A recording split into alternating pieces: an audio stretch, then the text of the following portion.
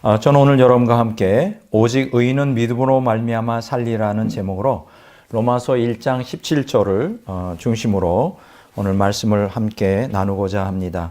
제가 오늘 읽겠습니다. 로마서 1장 17절입니다. 복음에는 하나님의 의가 나타나서 믿음으로 믿음에 이르게 하나니 기록된 바 오직 의인은 믿음으로 말미암아 살리라 함과 같으니라. 아멘. 자, 오늘 설교는 매우 중요한데요. 왜냐하면 개신교의 핵심 교리인 이신교리 칭의를 이제 정면으로 반박한다는 측면에서 오늘 개신교의 눈을 찌르는 일이라고 아마 개신교인들은 저를 비난할지 모릅니다. 하지만 사람의 계명을 타파하지 않고 하나님의 계명을 세운다는 것은 사실 불가능합니다. 사람의 계명과 하나님의 계명이 같이 병존할 수가 없기 때문이죠. 우리 종교개혁하면 우리 마음에 떠오르는 위대한 한 사람을 우리가 들 수가 있습니다. 그 사람이 마르틴 혹은 마틴 루터라고 합니다. 우리 개신교인들은 마틴 루터를 굉장히 존경하고요. 거의 숭배하다시피 합니다. 그래서 루터에 대하여 그 신학을 반박하거나 그 문제를 제기를 할 때 아마 다 들고 일어나서 아마 굉장히 싫어할 것입니다. 물론 루터는 로마 카톨릭 교황권을 무너뜨리고 교회 중심주의에서 성경 중심주의로 기독교를 되돌렸다는 측면에서는 대단히 성공한 종교개혁자임에 틀림없습니다. 그런데 문제가 심각한 게 뭐냐면 교회 중심에서 성경 중심으로 이 사람이 기독교를 되돌렸지만 성경에 대한 잘못된 그 해석, 그러니까 결국은 잘못된 신학적 틀, 그 때문에 성경을 기독교를 성경적 신앙으로 회복하는 데는 아주 철저히 실패하게 됩니다. 참 이것은 오늘 개신교인들에게는 너무나 불행한 일인데요. 그래서 저는 그 루터의 종교개혁을 신학적 개혁이라고 보지 않습니다. 이것을 정치적 개혁이다. 이렇게 저는 평가를 하고 싶습니다. 자, 그럼 오늘 왜 제가 루터의 신학을 전면으로 반박하면서 그 수정을 요구하는 이유가 무엇이냐. 지금 종말의 끝에 우리가 서 있는데 루터의 그 잘못된 신학적 오류를 수정하지 않고는 우리가 기독교를 그 성경적 진리 위에 세우는 게 불가능하죠. 지금 어느 시대보다도 굉장히 아주 절박한 진리의 전쟁이 아주 극도로 첨예하게 대립하는 이런 상황 가운데서 이런 잘못된 신학적인 틀을 가지고 우리가 영적 전쟁한다? 이길 수가 없습니다. 그래서 오늘 우리에게는 제2의 종교개혁이 필요한 시대다. 루터가 제1차 종교개혁을 했다면 오늘 루터의 그 잘못된 신학을 바로잡는 제2차 종교개혁이 필요한 시대다. 이렇게 저는 생각을 합니다. 오직 그것만이 이 타락하고 부패한 기독교를 살릴 수 있는 유일한 길이다. 저는 그렇게 생각을 합니다. 자, 그러면 오늘 본문 말씀 이제 내용에 보면 거기서 아주 핵심되는 구절이 있어요. 그게 뭐냐면 오직 의인은 믿음으로 말미암아 살리라는 구절이에요. 오직 의인은 믿음으로 말미암아 살리라. 이 로마서 1장 17절에 인용이 되어 있는데요. 사실 이것은 바울 사도의 독특한 사상이 아닙니다. 하박국서 2장 4절을 인용한 것인데요. 바울이 하박국서 2장 4절에서 로마서 1장 17절에 이 구절을 인용하고 있습니다. 그리고 여기서 우리가 기억하셔야 될 것은 이 오직 의인은 믿음으로 말미암아 살리라는 이 구절이 로마서 1장 17절에만 인용되어 있지 않고요. 갈라디아서 3장 11절과 히브리서 10장 38절에도 또 인용되어 있어요. 그러니까 신약 성경에는 이렇게 세 군데에 하박국서 2장 4절의 구절이 인용되어 있음을 유념하시기 바랍니다. 자, 본절은 다른 말로 말하면 오직 의인은 믿음으로 말미암아 살리라는 이 본절은 마틴 루터의 그 이신칭의 교리를 대변해 주는 구절이에요. 대변해 주는 구절. 그러니까 이 이신칭이라는 거는 이제 한문인데요. 한국말로 쉽게 번역하면 오직 믿음으로 의롭다함을 받음이라고 번역할 수 있어요. 영어로 부르면 justification by faith 이렇게 번역할 수가 있습니다. 이 이신칭의. 자, 오직 믿음으로 의롭다함을 받음. 이게 뭐가 문제가 되는가? 여러분들이 이렇게 생각이 쉬워요. 왜냐하면 우리가 그동안 그렇게 배워왔거든요. 우리는 500년 동안 이신칭의 교리를 이제 교육을 받아왔어요.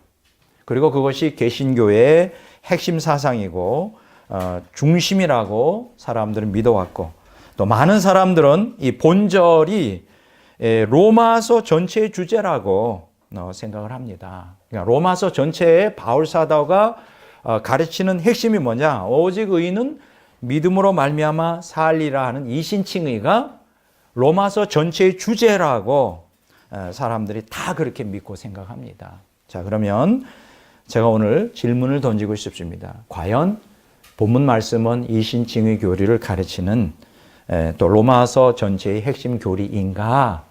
그걸 질문해야 돼요. 네. 좀 안타깝게 생각하는 것은 다른 모든 학문들의 발전은 끊임없이 기존 학설에 대하여 질문을 던집니다. 그렇지 않아요?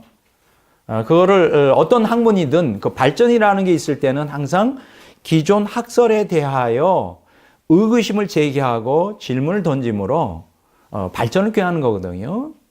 근데 특이하게도 신학에서만은 이런 질문을 던지는 것에 대하여 굉장히 타부시합니다. 왜 그럴까요? 왜 신학에 대해서 어떤 본질적인 질문, 정말 그 해석이 바른가에 대한 질문을 왜 던지지 않는 것일까요? 많은 신학자들은 이렇게 생각합니다. 자신들이 주장하는 그 신학이 곧 진리라고 착각을 해요. 이건 굉장히 정말 잘못된 것입니다. 여러분, 신학이라는 것은 학문이에요. 그것은 성경처럼 진리가 아니에요. 성경은 진리입니다. 성경은 학문이 아니에요. 이건 하나님의 계시입니다. 우리는 이것을 믿음으로 받아들여야 돼요, 성경을. 그렇지만 성경을 해석하는 어떤 도구인 신학이라는 것은 그거는 진리 자체가 아니에요. 그건 학문으로서 얼마든지 질문을 던져야 되고 이의를 제기할 수 있어야 되고 잘못된 이론에 대해서는 고칠 수 있는 이 아량이 필요한데, 지금까지 2000년 기독교 역사에 보면 그런 넓은 아량을 가지고 있는 신학자가 한 사람도 없지 않았겠는가. 쉽지 않습니다, 이게. 자, 그러면 저는 이 시간에 이 본절에 기록된 하나님의 의라는 단어, 그렇죠? 굉장히 중요한 단어죠. 이게 뭘 의미할까? 두 번째는 의인이라는 단어가 나오는데, 오직 의인은 할 때 의인이 단어, 이게 도대체 뭘까? 그리고 의인은 믿음으로 말미암아 산다 그랬는데, 여기서 믿음이라는 게 도대체 무엇일까? 사실은 하나를 분석하고 질문을 하고 거기에 대해서 답을 우리가 얻어야 되는데, 그냥 오직 의인은 믿음으로 말미암아 살리라, 이게 이신칭의 교리다, 지금까지 500년 동안 이렇게 믿어와서 그냥 그런 줄 알고 아무도 거기에 대해서 이의를 또 의심이나 그런 것을 제기하는 사람이 없었어요. 이게 그러니까 신학적인 발전을 못하는 것이고, 진리로 더 뚜렷하게 진리로 확연하게 하지 못하는, 그러니까 모든 학문 가운데 신학이 가장 중요한 그 여왕의 자리에 차지하고 있음에도 불구하고 모든 학문 중에서 가장 낙후한 학문이 신학일 수밖에 없는 참 안타까운 이러한 현실이 있습니다. 자, 1517년 마틴 루터의 종교개혁 이후에 500년 동안 이 구절에 대해서 신학자들은 이신칭의적 해석에 아무도 의심을 하거나 이의를 제기하는 사람이 없었어요. 난 그거 보면 굉장히 놀랍다, 이렇게 생각을 합니다. 자, 그러면 오늘 본문의 하나님의 의, 또 의인, 믿음이라는 단어가 루터의 주장대로 이신칭의 교리만을 주장하는 내용일까? 저는 신학자로서 질문을 던지고 싶습니다. 그리고 본문에서 바울이 인용한 하박국서 2장 4절의 내용, 그러니까 로마서 1장 17절에 오직 의인은 믿음으로 말미암아 살리라는 바울의 인용이 하박국서 2장 4절에서 기인하거든요. 그러면 하박국서 2장 4절의 내용은 이신칭의 교리를 뒷받침해주고 있는가 또 질문해야 되겠죠. 자, 이렇게 그리고 로마서 1장 17절에서 하박국서 2장 4절의 내용을 인용한 바울은 본절에서 이신칭의 교리를 가르치고 있는가, 이런 질문을 하는 것이 신학자의 의무인 것이죠.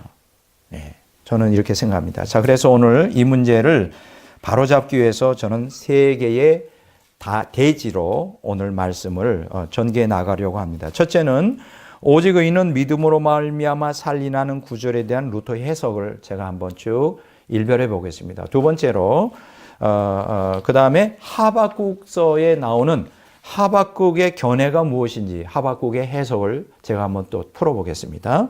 세 번째로는 이것을 로마서 1장 17절에 적용하고 인용한 바울의 해석은 무엇인가, 이렇게 함으로 오늘 오직 의인은 믿음으로 말미암아 살리라는 뜻이 무엇을 의미하는지 너무나 중요한 거예요. 사실은 개신교 신학의 핵심이고 전부라고 말할 수 있어요.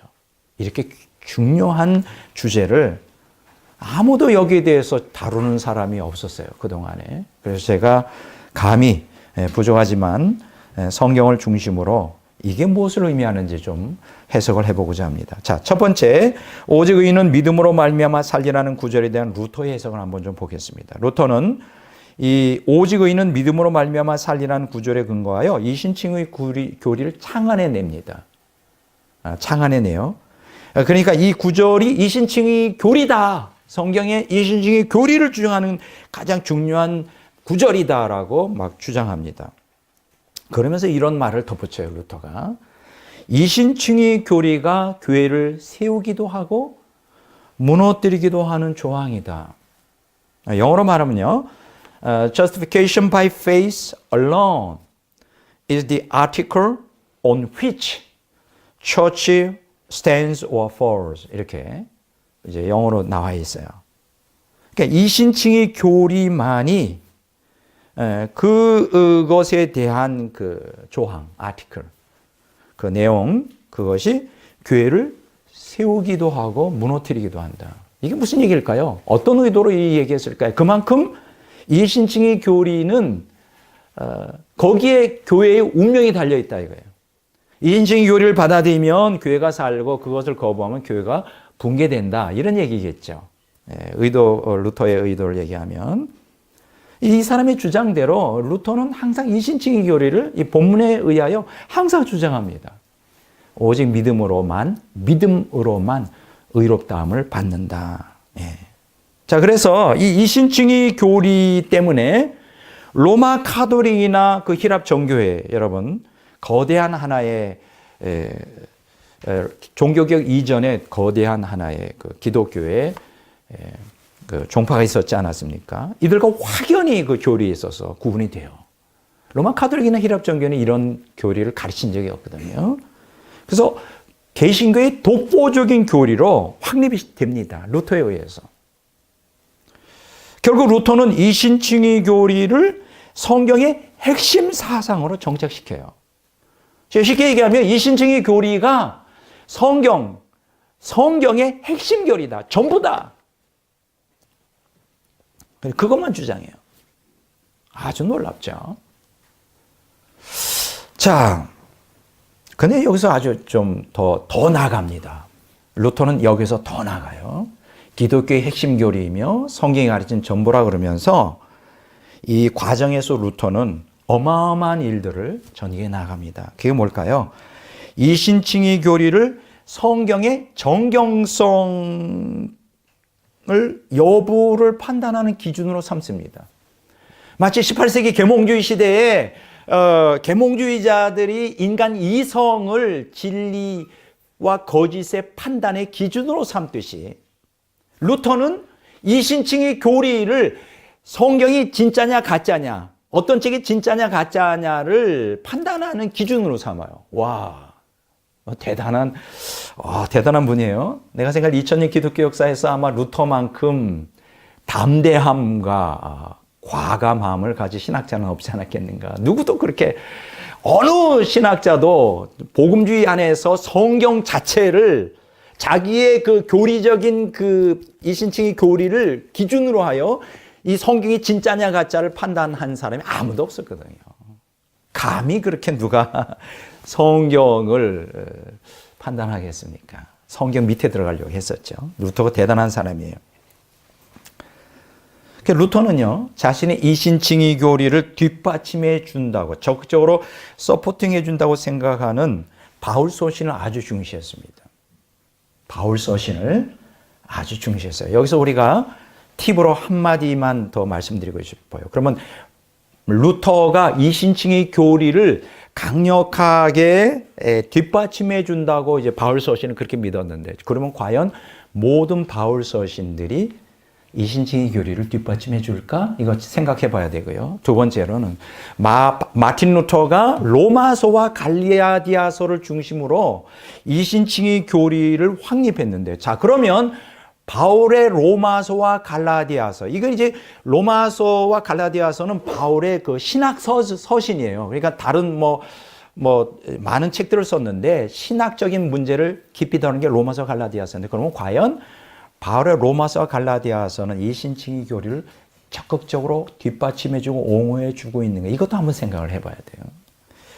자, 아주 충격적입니다. 성경의 정경성의 기준을 이신칭의 교리에 두고 있어요. 그럼 이신칭의를 서포팅해주는 성경은 진짜고, 루터에게 서포팅해주지 못하고 생각되는 건 가짜인 거예요. 와, 대단합니다. 예수님보다 더 위대한 거죠. 예수님은 절대 그런 일을 안 했거든요. 성경 그 자체를 하나님 말씀을 온전히 받아들였지, 루터처럼 그런 일들을 하지 않았습니다. 아마 내가 생각할 때 루터는 예수님보다 더 위대하면 틀림없습니다. 자, 이렇게 루터는 자신이 이신칭의 교리를 기준으로 하여 진리의 기준으로 삼아서 성경에서 더 중요한 책들과 덜 중요한 책들로 구분을 해놨어요. 자, 이 중에서 루터의 그 레다에서 가장 걸린, 이신칭의 교리를 반발한다고 생각하는 레다에 제일 먼저 걸린 책이 뭐냐면 야고보서예요. 야고보서에 보면 이신칭의 교리를 정면으로 반박하고 있거든요. 그래서 루터는 굉장히 야고보서를 싫어했습니다. 왜냐하면 야고보서가 행위 없이 믿음으로만 의롭게 된다는 바울의 가르침과 조화를 이룰 수 없다고 루터는 생각했기 때문에 그래요. 한번 보세요. 야고보서에 믿음이라는 게 행함이 없으면 그건 가짜다, 죽은 거다 계속 얘기하고 있잖아요. 아주 그래서 루터는 야고보서를 하나님의 말씀으로 인정하지 않습니다. 와, 그래서 뭐라고 말했는지 알아요? 야고보서를 지푸라기 서신이라고 봐요. 지푸라기가 뭡니까? 쓸모없는 쓰레기 같은, 극단적으로 말하면 쓰레기다 이거예요. 야, 대단합니다. 2000년 기독교 역사에서 야고보서를 쓰레기, 지푸라기로 말한 어느 신학자가 없어요. 루터 말고는. 야, 참 대단합니다. 또 다른 서신들을 이렇게 모니터링하면서 히브리서를 또 걸고 넘어져요. 루터가. 이 히브리서를 반대합니다. 받아들이지 않아요. 하나님 말씀으로. 왜냐하면 칭의받은 성도들이 타락을 거기에 기록하고 있거든요. 타락에 대하여. 히브리서도 하나님 말씀으로 받아들이지 않고요. 또 유다서와 베드로후서는 신자의 배교에 대해서 가르치고 있어요. 그래서 이것도 배격합니다. 와, 대단합니다. 또 요한계시록도 안 받아들이는데 루터는 투정적 신앙을 되게 싫어해요. 이미 구원은 다 이루어지고 우리가 거기에 대해서 투쟁적 신앙할 필요가 없다. 그래서 굉장히 싫어합니다. 그래서 요한계시록 역시 하나님의 말씀으로 받아들이는 것을 꺼려합니다. 근데 여기서 우리가 좀 조심해야 될 거는 야고보서나 히브리서나 유다서, 베드로후서, 요한계시록 이거를 완전히 전면 부정하지는 않아요. 덜 중요한. 그러니까 굉장히 그 언어적인 테크닉을 쓰고 있죠. 그러니까 루터 자신은 하나님 말씀을 인정 안 하면서도 그걸 빼버릴 수는 없는 거예요. 그래서 덜 중요한, 가장 중요한 게 바울 서신이다 이렇게 얘기를 하고, 덜 중요한, 필요 없는, 지푸라기 같은 이런 개념으로 이런 것들을 판단합니다. 자, 이처럼 루터는 자신의 이신칭의 교리를 적극적으로 옹호하지 않는 성경의 여러 책들을 다 거부해버렸어요. 한마디로 이렇게 표현할 수 있습니다. 루터는 사람의 계명을 세우기 위하여 하나님의 계명을 폐지하였다. 와, 대단한 사람이에요. 이 사람이 바로 종교개혁의 우리 개신교의 아버지인 거예요. 내가 생각할 때 아버지 조금 잘못 만난 것 같아요. 그걸 부인할 수는 없습니다. 자기를 낳아준 아버지를 나쁘다 그래서 그걸 부인할 수는 없지만, 잘못 만난 것 같아요. 부모를 잘 만나야 되는데, 루터는 사람의 계명을 세우기 위해서 하나님의 계명을 폐지하였어요. 저는 이런 현실을 알기 때문에 너무 가슴이 아파요. 제가 교신교인이잖아요. 개신교인이고 어쨌든 개신교인인데 이런 현실을 알고 있다는 게 너무 슬픈 것입니다. 차라리 모르고 있으면 좋은데. 여러분, 우리가 정통신학에서 2000년 동안 정통신학에서 성경 66권의 정경성을 믿습니다. 하나님 말씀이라고 믿어요. 이것이 성령의 영감으로 기록됐다는 거 우리는 믿습니다. 그걸 부인하는 다 이단으로 몰렸어요.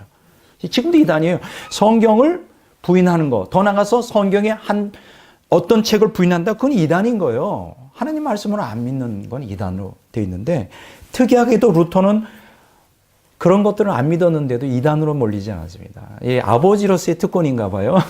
가장을 부인할 수는 없는 거죠. 자, 이런 루터를 우리는 하나님의 사람으로 인정할 수 있을까? 인정하기가 참 어렵습니다. 루터의 신학이 하나님 말씀보다 더 권위가 있을까? 어떻게 생각하세요? 나는 그렇게 생각하지 않는데? 감히 하나님과 어떻게 비교를 해요? 예수님과 어떻게 비교해요? 하나님 말씀이 완전하지. 루터 신학이 더 완전할 수가 있겠어요? 이 짧은 시간에 이 루터 신학에 대해서 제가 많은 얘기를 할 수는 없습니다. 필립 샤프의 기독교 회사를 읽어보면 8권으로 되어 있거든요. 7번째 이렇게 두꺼운 책 안에 루터의 사상에 대해서 많이 얘기를 하고 있는데, 제가 가슴 아프게 생각하는 건 너무나 많은 신학적인 오류가, 아주 치명적인 오류가 많아요.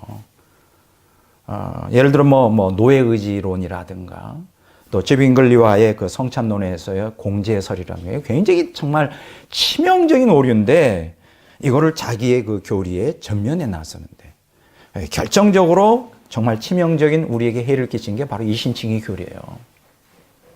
잘못된 교리를 우리 개신교인에게 물려준 루터는 책임을 져야 합니다. 왜냐하면 그것 때문에 많은 사람들의 신앙이 잘못돼 지옥 가고 있잖아요.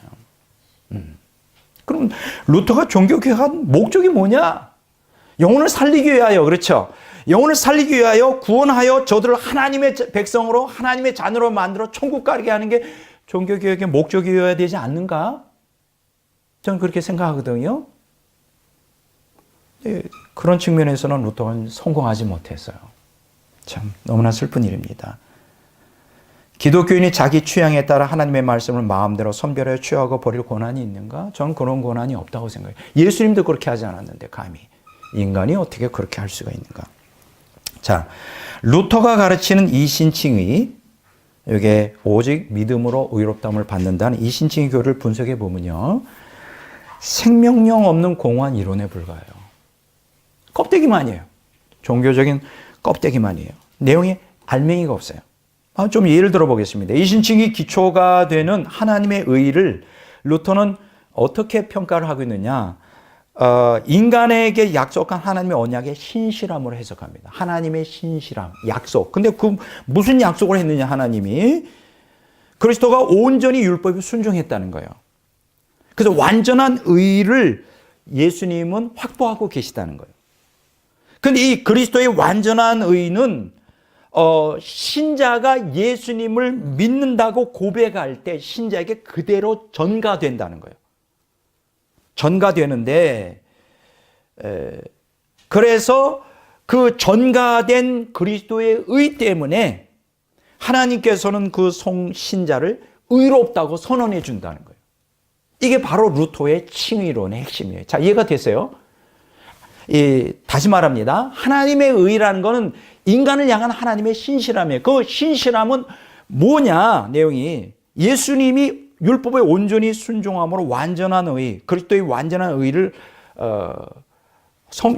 획득하신 분인데, 그거를 신자가 믿는다고 고백할 때 신자에게 그 그리스도의 의가 그대로 전가된다는 거예요. 전가된다는 것이 우리 것이 된다는 뜻이 아니에요. 그리스도의 의를 덧입혀 준다는 거예요.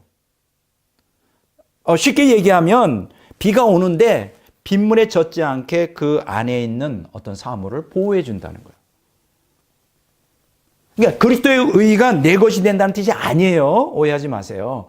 우리 것이 절대 아니라는 거예요. 그냥 덮어준다는 거예요. 하나님의 진노로부터 그리스도의 의가 우리를 지옥 가지 않게 덮어주는 역할만 한다. 그래서 신자에게 전가된 의는 실제적으로 우리를 변화시키지 못해요. 법정적이에요. 그래서 법정적 의입니다. 그냥 법적으로 죄인이지만 여전히 죄인이지만 의롭다고 선언해 주시는 거예요. 이해가 되죠? 예. 그래서 이걸 우리는 뭐라고 말하느냐? 아주 유명한 루터의 사상이 있는데 이방적 의라고 말합니다. Alien righteousness라고 그래요. 여러분 이런 신학적인 건 외워두셔야 돼요. 이방적 의. 에리언이 뭡니까? 외계인이전에 낯선 거예요. 의는 의인데 의롭다고 선언해 주셨는데 내게 아니에요. 그리스도의 거예요. 그냥 이렇게 전가되고 그렇게 된 것뿐이 이방적 의예요. 그러니까 이러한 이방적 의를 전가받은 성도들은 죄의 속박에서 벗어나질 못해요. 여전히 죄인이에요. 여전히 죄의 노예가 되어 있는 상태예요. 그리고 더 나아가서 하나님의 의로운 성품으로 변화되는 게 불가능해요. 언제까지? 죽을 때까지. 이게 루터의 칭의론의 핵심이에요. 이해가 되죠? 어려운 얘기 아니죠? 자, 이런 그 루터의 이 비성경적인 구원관, 성경 그렇게 가르치고 있는가? 전혀 그렇게 안 가르치고 있죠. 예수님의 속죄 은총, 구속 은총이 우리를 죄에서 해방시키고 하나님의 의로운 성품으로 변화시킨다 그러잖아요. 성경이 그 얘기로 구약과 신약에 가득 차 있는데 루터는 그것을 다 빼버리고, 그러니까 하나님의 구원에 있어 핵심을 다 빼버리고 껍데기만, 이해가 되죠? 껍데기만 우리에게 전수해 준 사람이에요. 그러니까 루터의 사상을 따라 그대로 신앙생활하면 종교인으로 교회 생활하다가 지옥 가기 딱 맞습니다. 지옥 가기가 딱 맞아요. 그래서 500년 루터 종교교회 이후에 수없이 많은 개신교인들이 성경의 가르침을 따라 생명을 얻기보다는 형식주의적인 종교 생활에다가 대부분 다 지옥 갈 위험이 있는 거죠. 이대로 제가 놔두고 봐야 되겠어요? 제가 그걸 아는데 이러한 그 잘못된 신학 때문에 많은 사람들이, 많은 기독교인이 지옥 가겠는데 그러면 신학자인 제가 가만히 보고 있어야 되겠네요. 그럴 수는 없는 거죠. 그럴 수는 없는 거예요. 그래서 제가 오늘 이 설교를 하고 있는 것입니다. 한번 예를 들어 보겠습니다. 루터의 후예들, 우리는 다 루터의 후예들인데 이 개신교 신학자들이 얼마나 괴이한 구원론을 루터를 따라 가르치고 있는지 제가 6가지로 제가 정리해 보겠습니다. 이게 오늘 현실이에요. 두 사람을 소개했는데요. 제인 핫지라고 하는 사람이 쓴 Absolutely Free라고 하는 책이 있어요. 전적인 자유. 찰스 C. 라일리라고 하는 분이 쓴 So Great Salvation이라는 책이 있습니다. 이같이 큰 구원. 이 두 책을 요약하면 루터가 어떠한 내용을 우리에게 전달해 줬는지를 알 수 있어요. 이 사람들은 구원에 대해서 6가지를 얘기합니다. 첫째, 회개는 구원의 필수 요소가 아니다라고 가르칩니다. 그러니까 회개 없이도 구원받을 수 있다는 거예요. 믿기만 하면. 여기 루터의 핵심이죠. 두 번째, 일회적인 신앙 고백으로 구원에 이른다는 거예요. 예수님 믿습니다라고 입술로 고백하면 구원받은 거다. 어디서 많이 들은 것 같죠? 세 번째, 구원의 믿음은 헌신이 필요 없는 확신으로 족하다. 이미 예수님이 우리를 위해 죽으셨기 때문에 우리는 그냥 그분의 완전한 의를 전가받은, 믿습니다. 믿으면 되는 거예요. 다른 말로 말하면 순종은 영생의 조건이 아니라는 거예요. 순종 필요 없다. 말씀 순종 필요 없어요. 하나님께 순종할 필요 없다는 거예요. 자, 네 번째, 구원은 법적 측면이라는 거예요. 칭의, 양자됨, 정가된 의, 지적성화, 이런 것들을 그냥 믿음으로 믿습니다 하면 그냥 덮밥 씌워지듯이 우리에게 덮어져서 하나님의 진노에서 우리를 보호해 준다는 거예요. 그러나 정작 우리는 변화가 없다는 거죠. 다섯 번째, 구원받은 신자가 평생 죄 속에 빠져 산다 할지라도 구원을 상실하지 않는다. 마음대로 살아도 되는 거예요. 여섯 번째, 한 번 믿어 구원받은 신자는 믿음을 포기해도 영원히 안전하다. 한 번 구원받고 한 번 믿었으면 내가 믿음을 포기한다 하더라도 구원이 보장된다는 거예요. 이런 얘기를 지금 핫지와 라일리가 주장하는데요. 이 내용이 어디 있느냐. 존 메가더의 구원이란 무엇인가라는 책에 34쪽에서 38쪽에 기록되어 있어요. 분명히 제가 얘기한 거 인용을 잘못한 건 아니죠. 이게 지금 오늘 루터의 후예들인 신학자들, 또 대다수의 목사님들이 교회에서 가르친 내용이에요. 아마 여러분들이 이 내용들을 익히 여러분들이 아마 많이 들어봤을 거예요. 이거는 성경적인 교리가 아니에요. 이렇게 믿으면 정말 100% 지옥 가기가 딱 맞습니다. 성경 그렇게 가르친 적이 없어요. 그럼 왜 이런 거짓된 교리를 가르칠까? 루터의 영향받아서 그래요. 루터가 그렇게 가르쳤으니까. 아주 심각한 것입니다. 자, 그러면 루터에게는 문제가 없었을까요? 있었어요. 루터가 1517년 종교개혁을 하잖아요. 여러분 잘 아시는 비텐베르크 대학교 그 성당 앞에 95개조 반박문을 적습니다. 그래서 루터는 그 도시에서 이제 종교개혁을 하고 실제적으로 한 25년 이상 그가 노년되어 이 세상을 떠날 때까지 거기에서 사역을 합니다. 비텐베르크 도시에서. 자, 그런데 재미있는 현상을 발견하게 돼요. 루터가 이제 종교개혁에 성공하잖아요. 그가 이제 노년기에 접어들어 그 도시를 굉장히 혐오하게 돼요. 이게 설교 사역을 계속했는데 노년기에 들어 이제 정말 이제 설교하기 싫어합니다. 중단하고 그 도시를 영영 떠나려고 했어요. 왜 그랬을까? 그 도시 사람들은 다 루터를 존경하고 거의 숭배하잖아요. 근데 왜 루터는 그 도시를 혐오하고 영영 떠나려고 했을까? 간단합니다. 25년 이상을 루터는 이신칭의 교리만을 가르쳤죠, 강단에서. 그 결과가 어떤지 아십니까? 위텐베르크 시에 있는 모든 시민들이 다 기독교인이잖아요. 방종이 신앙에 빠졌어요. 방종이 신앙에 빠져 결과적으로 방종의 삶을 살아가는 게 역겨워가지고 루터 자신도 그 도시를 떠나려고 했습니다. 이건 뭘 얘기하죠? 루터 이신칭의 교리가 성경적이 아니라는 걸 입증해 주는 거죠. 열매가 없잖아요. 더 방종으로 이끌잖아요. 더 타락하게 만들잖아요. 이게 오늘 이신칭의 교리의 핵심인 거예요.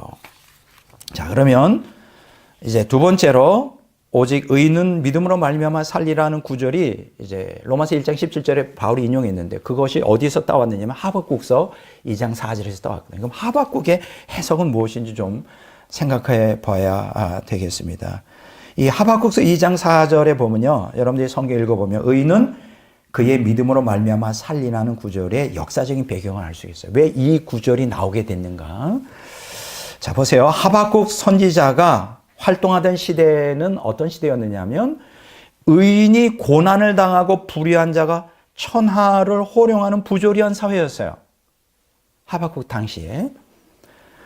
그러니까 북왕국 이스라엘이 멸망하고요. 남왕국 유다만 강대국의 틈바구니 사이에서 고군분투하고 있었던 그런 상황인데 문제가 있죠. 그런 상황 가운데서 이제 성군이었던 요시야 왕이 무기또 전쟁에서 전사를 합니다. 무기또 전투에서 전사를 한 후에 요야김 왕이 이제 그 뒤를 잇는데요. 자, 그런데 이 요야김 왕은 자기 백성들을 착취하고 인권을 유린하고 자기를 반대하는 충신들을 무자비하게 학살하는 아주 폭군이었어요. 그래서 강포와 피 흘림과 살인, 또 가난하고 힘없는 사람들은 살아갈 길이 막막한 뭐 이런 그 역사적인 배경을 깔고 있습니다. 그 자세한 내용을 여러분들이 알기를 원하면 열왕기하 23장 36절에서 24장 7절, 역대하 36장 5절에서 8절, 예레미야 22장 13절에서 17절에 보면 자세히 나와 있어요. 자, 이런 상황 가운데서 하나님이 하박국이 하나님께 기도하죠. 하나님 그냥 보고만 있을 것입니까? 왜 하나님 침묵하셔요? 어떻게 좀 손을 봐줘야 되지 않겠어요? 그렇게 하고 악인이 번성하고 의인들이 고난당하는 현실을 바라며 하나님의 정의가 어디 있느냐고 막 부르짖습니다. 우리도 그렇지 않겠어요? 우리도 똑같지 않아요? 하박국서 1장 1절에 3절에 보면 그 내용이 나와요. 그런데요. 그랬을 때 하나님이 하박국에게 얘기하죠. 내가 지금 침묵 지키고 있는 게 아니야. 남유다를 내가 징벌하기 위해서 바벨론을 들어 그들을 갖다가 칠 것이다. 심판할 것이다. 근데 하박국이 더 혼란스러워지는 거예요. 뭐라고요? 잠깐 하나님. 이건 또 아니죠. 아니, 거룩하신 하나님이 물론 유다도 문제는 있어요. 악해요. 그렇지만 유다보다 바벨론 더 악한 이방 민족이에요. 아니, 이게 논리가 섭니까 이게? 그리고 또 막 난리를 피죠. 하박국이. 그건 아니라고 또. 그러니까 굉장히 혼란에 빠지죠. 자, 그렇게 됐을 때 하나님이 응답으로서 나온 구절이 바로 본문 말씀이에요. 하박국서 2장 4절. 의인은 그의 믿음으로 말미암아 살리라. 자, 이 말씀의 뜻이 무엇일까요? 이 말씀의 뜻이 악인들이야 어찌됐든 너는 믿음으로 살려는 의미인가? 아니에요. 그런 뜻이 아니에요. 이 말씀의 내용은 이렇게 번역이 되어야 돼요. 잘 들어보세요. 하박국, 너희 말이 옳다. 바벨론은 악하다. 그도 심판을 받아 망하게 될 것이다. 하지만 불의와 압제가 난무하는 이 세상에서 악한 사람들을 본받지 않고 타협함 없이 끝까지 나의 약속을 붙잡고 거룩한 삶을 살아가는 나의 백성들은 말씀에 대한 변치 않는 그들의 믿음 때문에 생명을 얻고 결국 영생하게 될 것이다. 이해가 되세요? 그러니까 하박국서 2장 4절에 의인은 그의 믿음으로 말미암아 살리라는 내용을 그렇게 풀어놓으면 그렇다는 거예요. 그러니까 하박국서 2장 4절에 말하는 그 하나님은 우리가 믿음이라는 게 무엇인지 또 믿음으로 의롭게 된다는 게 무엇인지에 대한 핵심이 하박국서 2장 4절에 나온 거예요. 이걸 좀 더 제가 여러분들이 이해하기 쉽게 이제 증보 성경, Amplified Bible에 보면 제가 이렇게 번역이 되어 있어요. But the rigidly just and the uncompromisingly righteous man shall live by his faith and in his faithfulness. 이렇게 나와 있거든요. 이걸 좀 번역하면 rigidly는 뭐예요? 아주 어떤 타협함 없이 아주 강건한 거예요. 흔들리지 않는 아주 굳건하게 의로운 거예요. 그러니까 불의한 사람들이 잘 되는 세상에서 흔들릴 거 아니에요. 의인들은. 흔들리지 마라. 그래도 꾸준히 의롭게 바르게 살아가는 말씀에 순종하며 살아가는 The uncompromisingly righteous man이죠. uncompromising은 뭐예요? 타협하지 않는 이라는 뜻이에요. 타협하지 않는 의로운 사람. 여러분 여기서 말하는 의인은 칭의를 얘기하는 게 아니에요. 말씀에 순종하면서 의롭게 살아가는 거예요. 불의에 타협하지 않고 인내하면서 변함없이 굳건하게 믿음에 서서 바로 그러한 믿음, 그런 믿음을 갖고 있는 사람들은 생명을 얻게 될 것이다.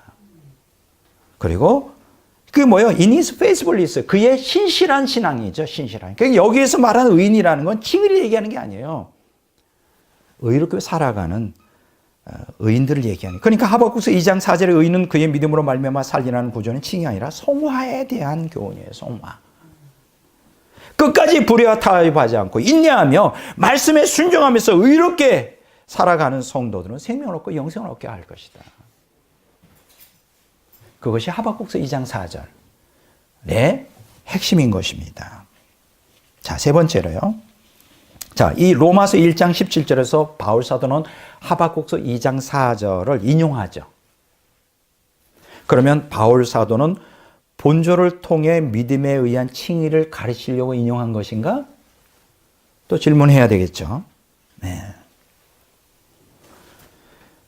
결론부터 얘기하면요. 바울은 본조를 통해 칭의와 성화를 동시에 다루고 있어요.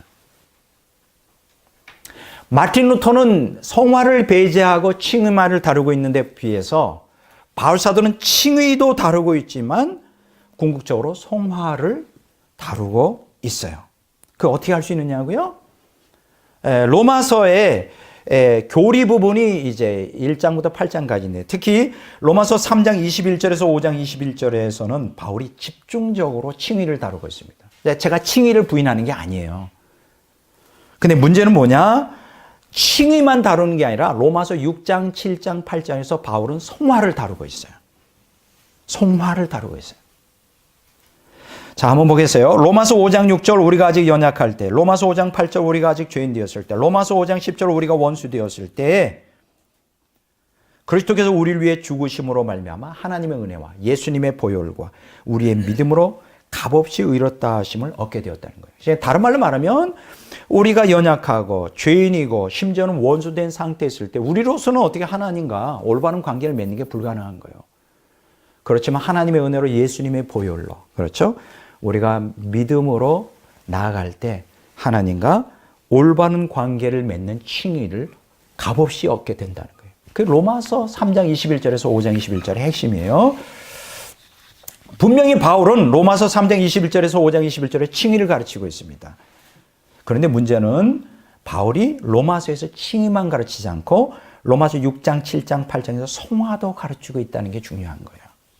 다시 말해서 바울은 칭의와 성화라는 구원의 양면성을 가르치고 있어요.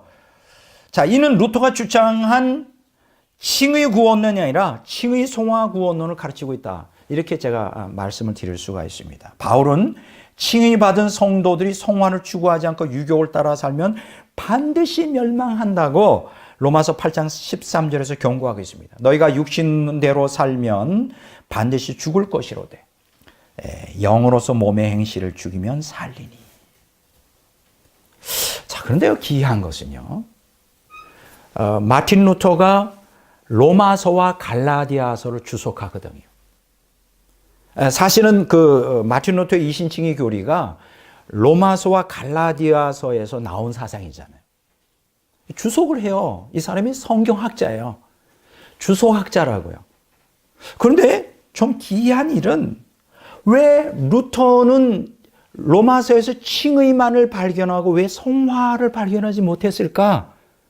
로마서 6장, 7장, 8장 그리고 갈라디아서에서도 많은 부분이 성화에 대해서 가르치고 있는데 왜 그것을 보지 못했을까?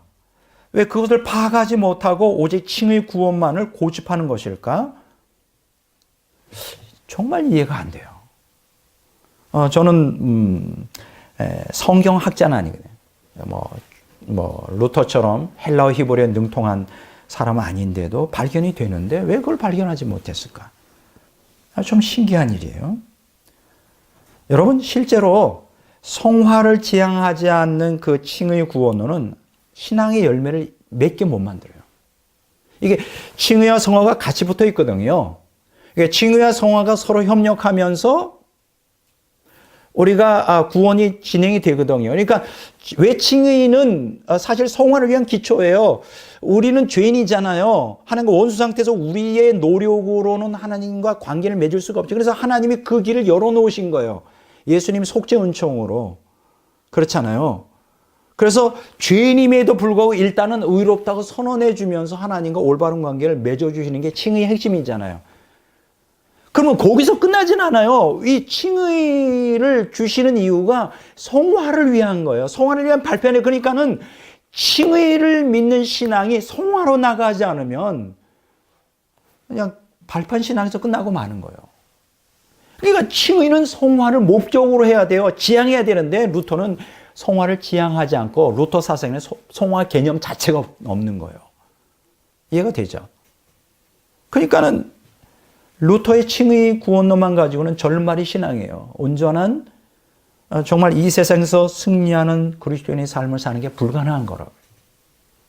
곧바로 칭의 구원론만을 가지면 곧바로 옛사람의 욕망 때문에 세상의 유혹 때문에 곧바로 넘어가게 돼 있어요. 곧바로 타락하게 돼 있어요. 이런 잘못된 이런 그 절발이 신학을 왜 루터가 주장했는지 지금도 제가 이해가 안 돼요. 이렇게 대단히 루터는 똑똑한 사람이고 헬라어 히브리어에 능통하고 그 성경을 갖다가 독일어로 다 번역하지 않습니까? 굉장히 그 오늘날 그 루터의 독일어 성경이 문학적으로 굉장히 높이 평가받는 똑똑한 학자인데 왜 성화를 발견하지 못했을까? 저는 지금도 믿어지지가 않아요.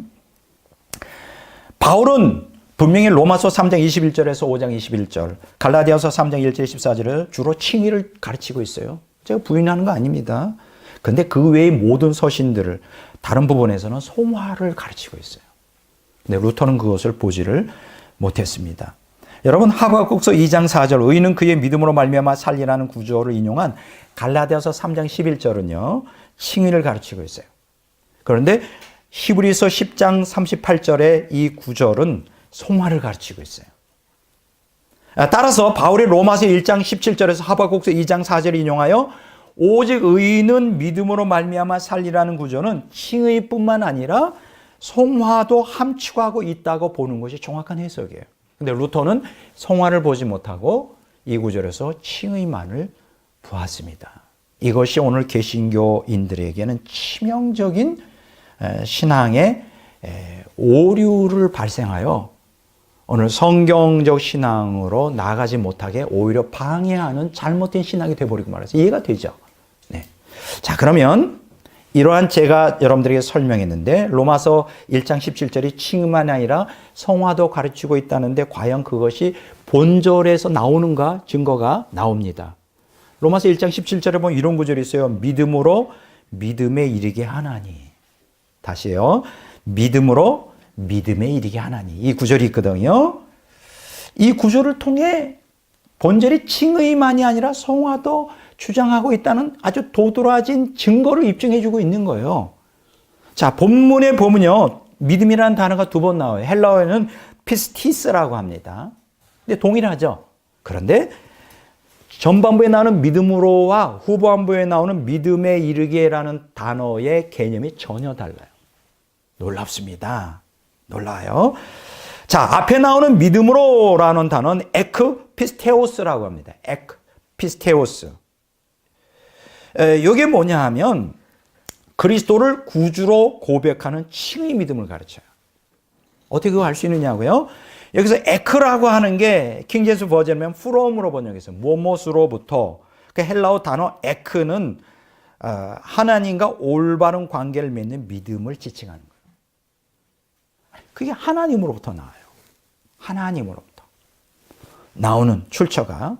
그래서 하나님이 올바른 관계를 주도권을 잡고 인간과 맺는 것이 이제 믿음으로라는 전반부에 나오는 내용이라면 칭의를 얘기하죠. 믿음에 이르게라고 하는 단어가 에이스 피스틴이라 그러는데 이것은 무엇에 도달한다라는 뜻이에요. to 킹제임스 버전 뭐뭘 향하여. 에이스가 목표나 결과를 얘기해요. 그러니까 칭의의 궁극적인 목표는 칭의 자체가 아니라 뭐로 귀결돼야 된다? 성화로 귀결돼야 된다. 그러니까 칭의하는 믿음의 결과로서 성화의 믿음, 곧 성숙한 믿음을 가르치고 있어요. 놀랍죠?